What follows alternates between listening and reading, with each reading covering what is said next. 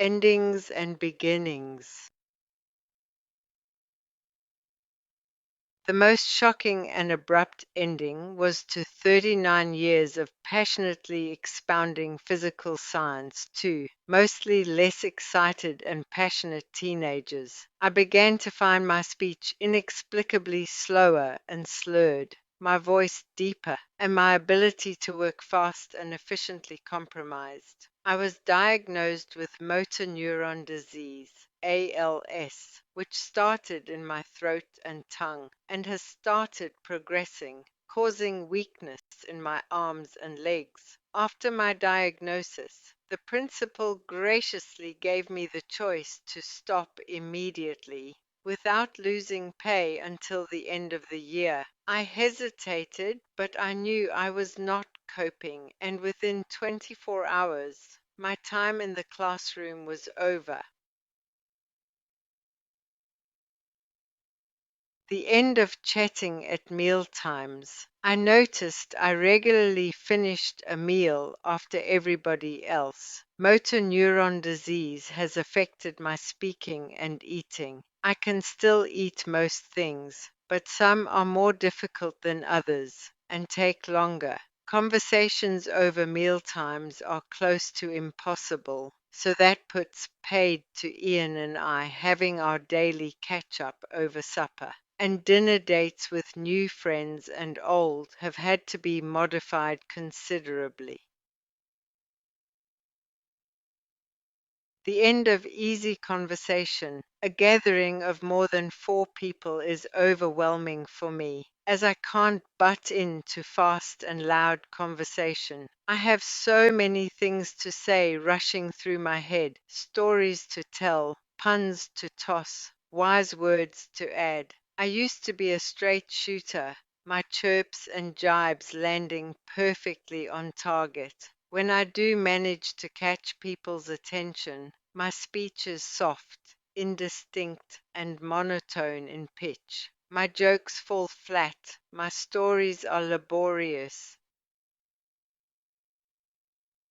The end of exhilarating exercise. I am an active person who loves cycling and swimming, having done a few Cape cycle tours and open water swims, but my strength in my arms and legs is waning. But there are beginnings. The beginning of more time. Not working, I have time to sew, to think, to pray, to read, to spend with people. I've even started writing, and I don't miss the admin of teaching or dealing with belligerent teenagers who obey very little except Newton's first law, the law of inertia. The beginning of a new way to have conversations. Interestingly, when I think about all the words I would have said if I could, I realize most of them are just plain unnecessary. To interrupt people and ask for clarity instead of just waiting for them to finish. To correct my husband in some detail of what he says, instead of realizing it doesn't really make a difference to the point he is making. When I speak, people have to concentrate and come closer. And then I remember some wise words about words from an ancient book. God is in heaven, and you are on earth, so let your words be few. A dream comes when there are many cares, but many words mark the speech of a fool.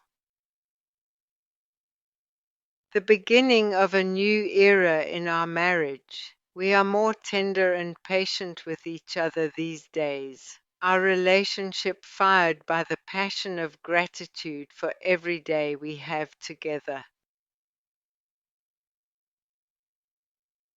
The beginning of a different way of exercising. I do what I can, grateful for the help Ian offers.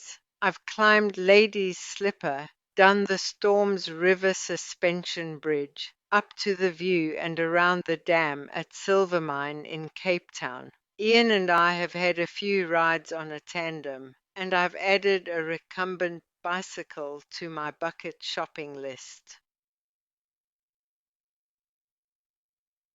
A new perspective on life. Shortly after my diagnosis, I was sitting before dawn waiting for the sun to rise. As I watched the sky getting lighter, I felt like God whispered in my ear, "Death is not a sunset, it's a sunrise, the ultimate ending and beginning. Do not be afraid."